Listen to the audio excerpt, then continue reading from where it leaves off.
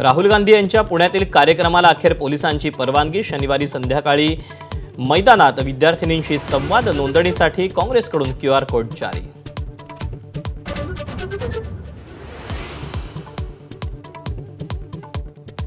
लाडकी बहीण योजनेतील बोगस लाभार्थ्यांकडून वसुलीबाबत संतापजनक उदासीनता।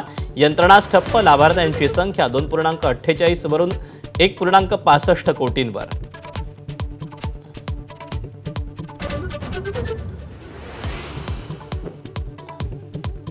पुण्यातील जुन्नर तालुक्यात अल्पवयीन मुलीची लैंगिक अत्याचारानंतर हत्या। आरोपींविरोधात लोकांमध्ये संतापाची लाट।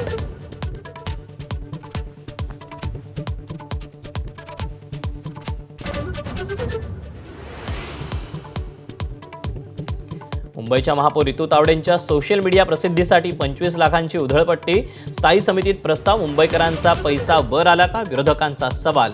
महापौरांकडून हात वर।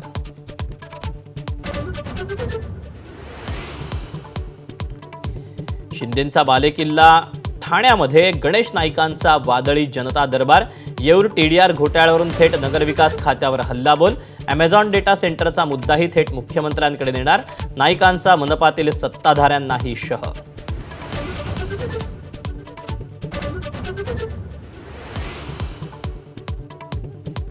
वाशिममध्ये ऐन सणासुदीच्या तोंडावर साखरेचा दर प्रति किलो 61 रुपयांवर। ठोक बाजारातला भाव 6000 रुपयांवर गेल्यानं आगामी दिवसात साखर 70 रुपये किलोवर जाण्याचा अंदाज।